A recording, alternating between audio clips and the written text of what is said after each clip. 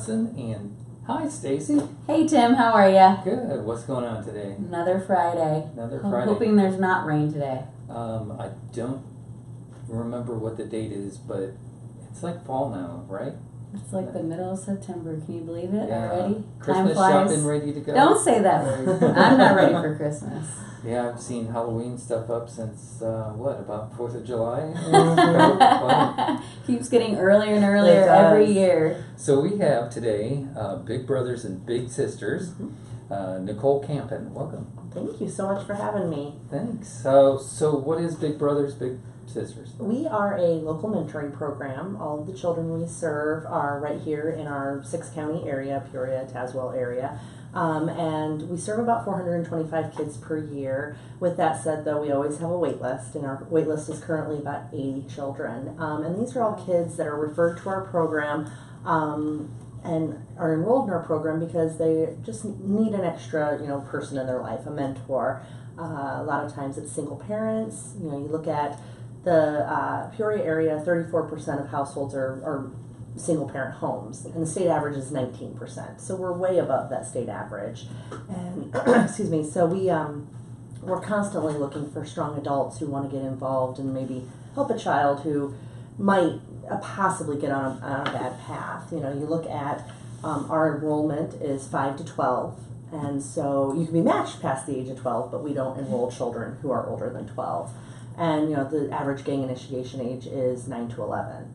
And you read the newspaper, you see there are issues in Peoria with violence and gangs and things like that. So our goal as Big Brothers Big Sisters is to catch these children young and get them involved with a healthy adult mentor who can help them and keep them either on the right path or guide them towards the right path. Because a lot of the kids in our program get good grades and are really great kids, but you never know when they could step off that path. So who's mentoring? It's local adults. So it can be someone who works at Caterpillar. It can be someone who, is a stay-at-home parent. Anybody can enroll as a big, and that's what we call our adult mentors as bigs. Okay. And then of course the kids are the littles. So we use that term a lot, big and littles and things like that. What about age range so do you have to be 18 to be a Big Brother, Big Sister, or 21, or do you have an age requirement? We do actually take high schoolers. It doesn't happen a lot. Okay. So 16, 17, 18 can become a mentor. They have to have their parents' permission. Sure. Generally, though, it's 18 and older. But we do have that option. We get a lot of Bradley students because we have a program called Lunch Buddies. And our Lunch Buddy program is you go once a week and have lunch with the child in the school. You get a little private area, whether it's the library or a hallway, but you get that one-on-one mentoring time. But it's a half hour per week at the school for lunch. And the Bradley students really love that. The school, Whittier, right behind Bradley, that's their kind of go-to school. And so it works out really well. We actually created that program with RLI. And it was a way to try to get more men involved because of our 80 kids on the wait list, about 65, 70 of those are boys. And it is a chronic problem for every Big Brothers, Big Sisters. We never have enough men. So we started the Lunch Buddy program. RLI was kind of our kickoff with Mark Bill's school. And they used to carpool, and they still do, but they carpool over there. They'd have lunch with the kids. They'd go back to work. And, it was just kind of a way to get more men involved, to get a school involved. And now we've got schools. Beverly Manor over in Sunnyland, Washington area has requested our program. That teacher or that principal was a teacher in Peoria Public School, and she's now the principal over there. And she saw the positive impact, so she was very excited to get it going over there. Pekin has always requested us. We just need more mentors over there. We need the adults. We got plenty of kids, but yeah, it's one of those things where it's made such a positive impact, and these teachers see the positive impact to the point where they want to get the kids involved. So, very cool. So what's it entail to become a Big Brother or Big Sister? Well, if you called our office, you would come in or go online and fill out the application online, but you'd come in and do an interview, and it's a pretty extensive interview, but the reason is we're trying to get to know you, because we don't match on like a first come, first served basis. We match based on similar interest. So if you're a person who loves sports, we're going to try to find a child who loves sports as well, because that's going to give you the initial thing to talk about. Eventually it'll open up and kids will start talking about some of their issues, but if you have a common goal to begin with, you've got something to open up about. And the beauty of that is, once you match based on similar interests, the match lasts longer and is more productive. And it's not our goal just to get kids matched. It's our goal to get them with the right mentor. Our average match length is about 31 months, and that's something we're very proud of because it means our program's working. Yeah. We do ask that every big gives a minimum of a 1-year commitment. These kids have a lot of in and out in their life, so we want our program to be a constant for them. And so if you were a lunch buddy, it would be once a week. Obviously, if you have to miss a week, it's not the end of the world, but we ask for you to try to go once a week, any day you choose, and have lunch with the child. And that's the Lunch Buddy program. So we say it's about an hour with your drive time, because you have about 30 minutes with the child, and then the drive anywhere in Peoria is about 15 minutes. We all know that. And then with our community-based program, which is more the program everyone thinks of when they hear the term Big Brothers, Big Sisters. Mm-hmm. You pick up the little, you have an outing in the community, whether it's throwing the football, going to the library, things like that. We ask that the big will see their little 2 to 4 times a month, on average 4 to 6 hours per month. And with the community-based program, that's on your kind of own discretion, whether you want to do a Tuesday night dinner and every other weekend. It's sort of up to you and the family to decide that. And the main cost for us is the case management of these bigs and these matches is for the first year of a match, our case manager is in touch with the big, the little, and the family once a month, just to make sure everything's going the way it should be going. And obviously with child safety issues, we constantly want to be in touch and make sure things are okay. But there's a lot of background checks as well, obviously. We've got these people in schools, we've got these people alone with children, so we do a lot of them, and it's background checking. But the beauty of that is we get some great adults who are really making an impact. Absolutely. So how long does it take if someone is interested to get matched up with a kid with all the background checks and everything? After the interview, it's usually 4 to 5 months to go through the entire process. Wow. And then what'll happen is once our case managers pick a child, they will call you and they will give you the child's name and all of their background, and just ask you, do you accept this proposed match? And you'll say yes or no. Obviously, you have the option to say no. And then they do the exact same thing with the family. So they would call and say, this is Tim, and give all the background, and the family also gets the option to say yes or no. Because again, it's a way of making it successful. Everyone has to be on board. We don't want a child in the program who doesn't want to be in the program. It's not going to work. We don't want there to be friction, when it comes to the match with the family or things like that. So we want everyone to be on board. And the interview process is very, very detailed. They ask a lot of questions about your life and your preferences and your beliefs and things like that, because then on the flip side of that, we've actually had a parent say, I do not want my child matched with anyone who has a gun. Well, there could be a Peoria police officer who would be a perfect match for this person, and they have a gun in their home. So it can't work. But again, it's to make it work, and it's not that that's a bad thing. It's a wonderful thing. He's a Peoria police officer or she's a Peoria police officer, but when a parent says that, we have to honor it. So it's very, very detailed interview, but it's an amazing process to go through. I have a lunch buddy myself, and when I initially was interviewed, I thought I wanted a younger child because my son is 4, and my case manager came to me and she goes, I know you said you wanted younger. She's almost 12, but you two will get along great. She's very talkative. She's outgoing. She's like, just can we try it? And she was right. It's an amazing match. It's so cool. School's back in session. I'm going to get to start seeing her again soon. And so it's so neat. And so many of our bigs say that. These kids are making just as much of an impact on me as I'm making on them, and we actually have 2 pretty big success stories for our agency. In 2013, we won National Big of the Year. Wow. And Pat, who worked at RLI, started as a lunch buddy, and our first time doing lunch buddies was matched with Jameer. And they eventually transitioned to community-based. They had been matched for a long time, but Jameer was painfully shy. His father was incarcerated right before he was matched. And so he just kind of wasn't trusting of adults, really. Mm-hmm. And all these years later, in 2013, he got up in front of a couple thousand people and made a huge speech at our national conference in Denver, Colorado. Wow. And now he's always kind of become like the face of it, and he loves it. But last year their match actually ended. Jameer turned 18, he graduated from high school, and so, as Pat always says, Jameer will always be his little brother, but they're not technically in the program anymore. But, that's something we're so proud of, because this is obviously something you see. And there were struggles. I mean, there were times Jameer was on that verge of quitting school. He was shipped from grandma to aunt to mom to dad to all over. And Pat always just stuck with him, and the case manager stuck with them to keep them on the right path. And then last year we actually won state Big of the Year. So what happens is you nominate a match, they go to state, then they go to national. Kind of like, the whole thing of every sporting event ever. But we won state Big of the Year last year, and it was actually Wes who got involved with, he works for Caterpillar, and he saw it on the United Way campaign and thought, I could do this. And so Wes and Trey have been matched, and Trey is just the sweetest kid, and he's, he made the decision last school year he was going to be class president, and he became class president, and he got to meet Governor Rauner, and he made a big speech, and it's just, it's one of those things where it shows you when we say we want our kids to improve or maintain their grades, maintain is a big one, because some of these kids are just amazing, and it's just keeping them on that right path.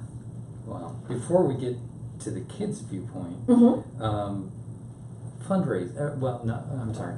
Before we get to the kids' part, what about the events that are going on? Well, we actually have a really neat new event we've started. It's called Dine for Kids' Sake. And Chef Sarah Gruenberg is coming down from Chicago. She was a runner-up on Top Chef. She actually owns a restaurant called Monteverde, and Food and Wine Magazine this year named her restaurant one of the top in the country for 2016. She's, she used to work at Spago, which everyone kind of knows that name, but she's an amazing chef, up-and-coming chef that's going to come down and cook a 4-course meal for the people who attend Dine for Kids' Sake. And we're topping out at 200 people, but it's going to be a very interactive evening.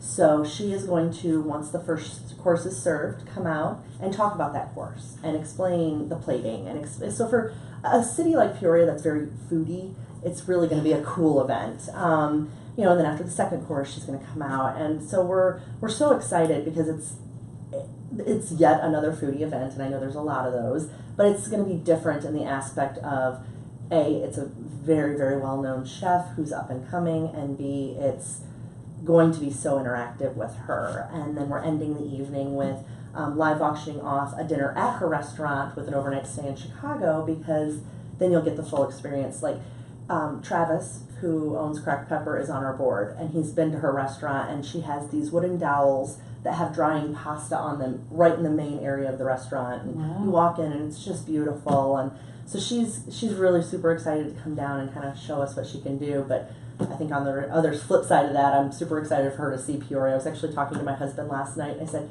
when she gets here, I want to have a little welcome thing for her, and I want to have a loaf of bread from Avanti's and maybe like some 30-30 coffee. I'm like, I got to come up with one more cool Peoria thing because I want to show her that we're hip too. And so it's going to be super exciting to have someone of her caliber, kind of be in Peoria for a night. And this is Wednesday, October 19th? Yes, it is. And where is this going to take place? We are actually having the event at the warehouse on State. Okay. So we're right up here.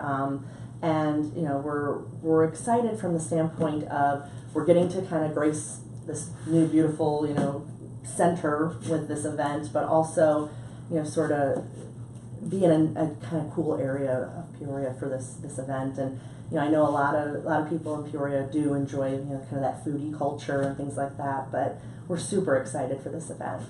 Yeah, you said another foodie thing. We have so many races in Peoria. Mm-hmm. But not everybody runs. Everybody eats. Yes. So that's true. That's how Well, and I kind We all of gotta eat. Yes, I kind of laugh because my boss is not a foodie, and I am. So I got really super excited about this event, and we were on a conference call, and he's like, I don't even know what burrata is. Like, what are you talking about? I'm like, it's cheese, just shush. So, but yeah, it is. Everybody eats, and it's one of those things where when you really enjoy that, sort of, like I said before, culture, it'll be super exciting. So. How do people get tickets? You can go to our website. You can call our office. Our website is hoibbs.org, and there is the Dine for Kids' Sake tab on there. And you can also call our office at 637-1771. And we're able to take your payment over the phone. It's $100 per ticket. Okay. That gets you the 4-course meal and into the event. We're also doing a VIP event prior to. That's an additional $50 per ticket. And with that, you get to meet her. She's going to sign the Food and Wine magazine that she's featured in. Wow. And there's going to be hors d'oeuvres and things like that. But the VIP event is kind of cool because it's going to be able to give you some one-on-one time with her. She is going to be very interactive with the entire crowd, but this will be for about 40 people, some one-on-one time. And with the 4-course meal, we're also doing kind of like a wine pairing with it. So it'll be a fun night. It'll definitely be interesting, and we're trying to really kind of make it, an exciting evening. Even though it's a Wednesday night, we're kind of trying to make it like, this is going to be a fun night out. I'm looking forward to it with my husband. It'll be a nice night to kind of get dressed up and be away from the 4-year-old.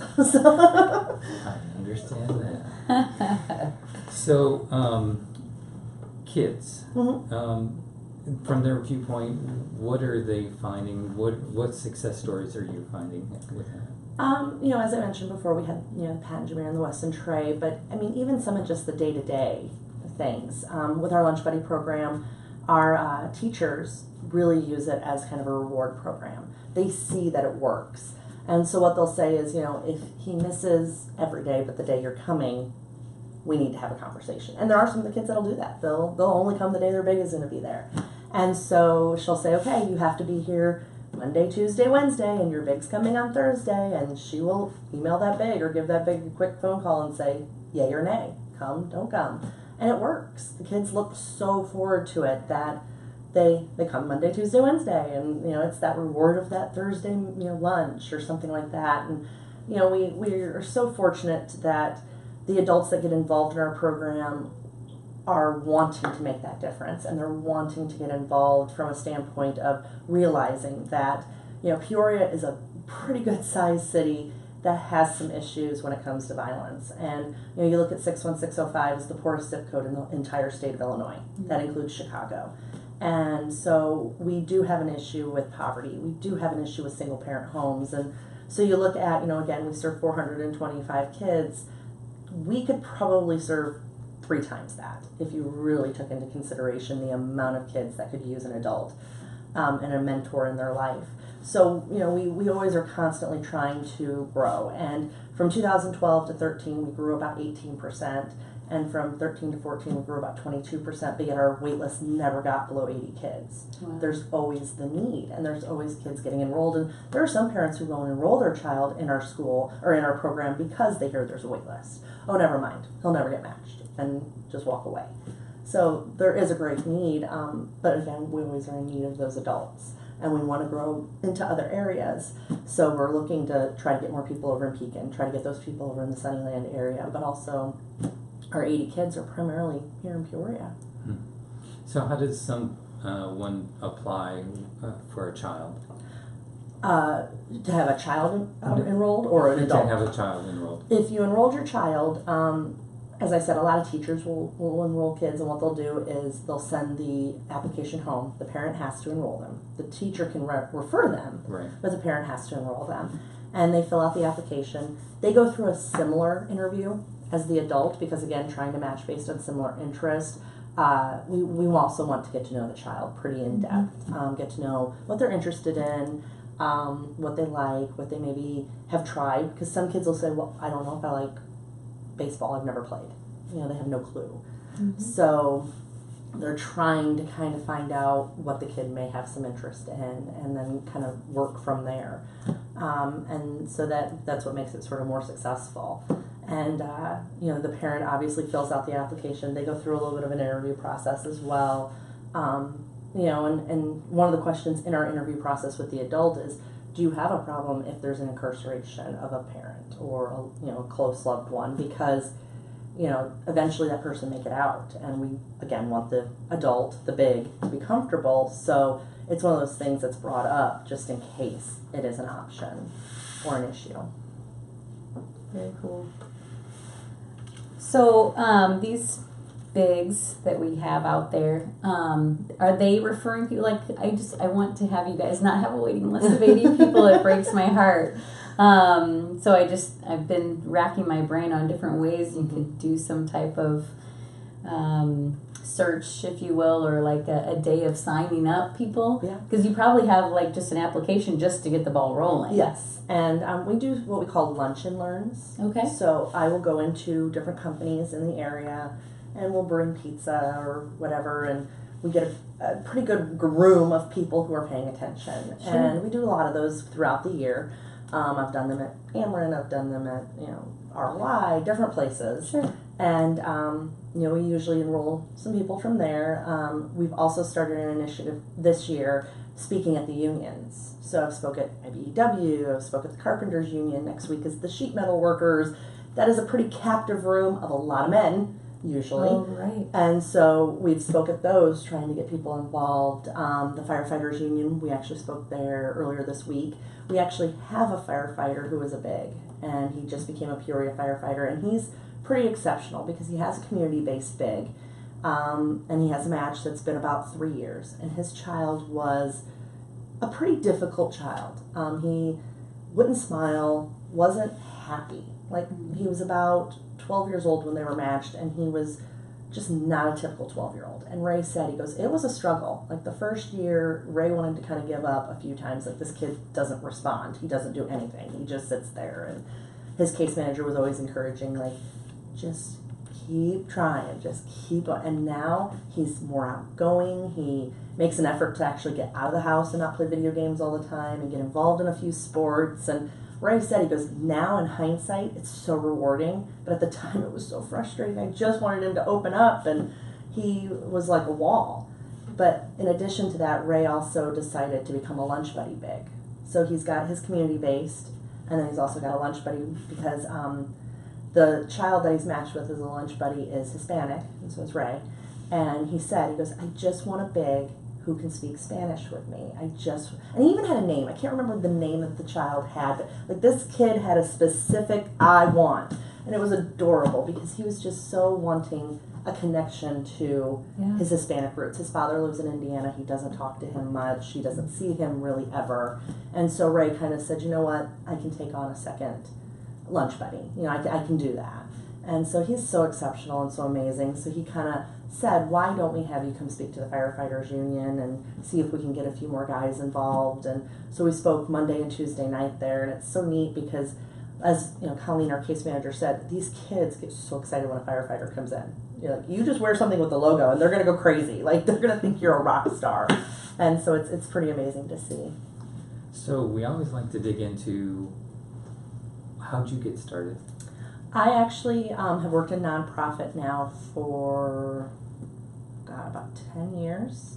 And prior to this, I had known Jeff, our executive director, for many years. We were both in a couple different groups together. We'd gotten to know each other. And I worked for the MS Society prior to this. And they kind of eliminated their downstate offices. And so I was looking for a job. And so I reached out because I had heard Jeff had lost his fundraising person, and that's pretty much what I've always done. And he said, let's have you come in for an interview and let's talk about this. And I was always very passionate about children's organizations, but becoming a mother made me way more passionate. Like, wow, this is amazing. Like, seeing what my son is doing at 4, and then knowing that some of the kids in our program are as young as 5. Was just so neat. Like, wow, this is something to be so passionate about and so excited about. And so I interviewed with Jeff, and I started the Tuesday before our golf outing. And wow. I walked in, and he's like, I know you know what you're doing, so this is what I need, and gave me the list of what to do for that upcoming golf outing, and we kind of hit the ground running. And we've just never looked back, and we've continued to grow the golf outing. We've continued to grow our bowl for kids' sake. We've come up with new ideas like Dying for Kids' Sake, because we don't get any state funding, which in hindsight is a wonderful thing because we all know what the state's going through. Mm-hmm. But we rely on primarily being self-funded and the United Way. And the average cost of a match to us is about $1,200 per year. And so when you look at that and you say we're serving 425 kids, but knowing in the back of your head we could triple that, we know the funds have to be there to do that. So it's something that I'm passionate about to say. And our board actually this year made a new strategic plan. They want us to be in 3 years serving 750 children. And so I'm looking at it from a standpoint of how are we going to get the funds to get there? Because we have to have the case managers to manage the matches. It's the only way we can do it, because if we weigh down our case managers with too many, something gets slipped through the cracks, and that's not acceptable. Child safety is our #1 goal and our #1 priority. So we know we have to keep those case managers diligent with about 60 matches, and that's their top out rate for them. So you have Dying for Kids' Sake. Mm-hmm. What other fundraisers do you do? As I said, we have our golf event, Golf for Kids' Sake. We Mhm. have our Bowl for Kids' Sake, which is our biggest one. That's about half our budget in 1 month. Wow. In the month of March, we bowl, we make a lot of money, and we impact a lot of people with hearing our message, because we, for 2 days, take over Landmark, and we are able to kind of have a captive audience to hear about our program, and obviously raise money as well. But you know, one of the very first things we do before everyone throws that first bowling ball is we play one of our videos, and this year's video was Wes and Trey. Okay. And so it was one of those things where we try to show them that these bigs are making such an impact, but these bigs are also getting a lot from these kids. They're pretty amazing. And so we have those 2 big events. We just started Dying for Kids' Sake this year. Tomorrow we're actually doing our Ride for Kids' Sake, which is a motorcycle event. We're really hoping for no rain. And it's kind of basically, for lack of a better term, kind of a poker run. We're going to start at Country Saloon in East Peoria. It's about a 40-mile ride, and they're going to end at Cruisins. And so once they get to Cruisins, there will be different things for them to do, but also Cruisins and serving like a steak sandwich dinner, and so it'll be a fun way to kind of end the day. Wow. Very cool. So where do they find more information about all the different events, signing up, all of that? Our Facebook page, we are very diligent about, and that's the Heart of Illinois Big Brothers Big Sisters is how you would find it. And we try to keep up a lot of information on there about the different events, but also about some of our successes, our matches of the month, and things like that. We also have our website, the hoibbs.org, or they can just call our office, especially if they have a question. Calling our office is not a commitment to become a big. If you have a question, please call. If you just think, hey, I might be interested in this, 637-1771. One of our case managers would answer the phone, and they can answer any questions you have. And hopefully, if you're willing, schedule you in for an interview and have you come in and talk. Awesome. Great. We're about to wrap this up. Anything else that you want to cover before we're done? No, I don't think so. Thank you guys so much for having us and, No problem. getting out our message. Thank you so much for being here. Glad to, and we have a lot of events that are coming up. Remind me of that website one last time. hoibbs.org. So it's Heart of Illinois, Big Brothers, Big Sisters, all those letters. All right. We're here with Nicole Campen of Big Brothers Big Sisters. Thanks so much for your time. Thank you.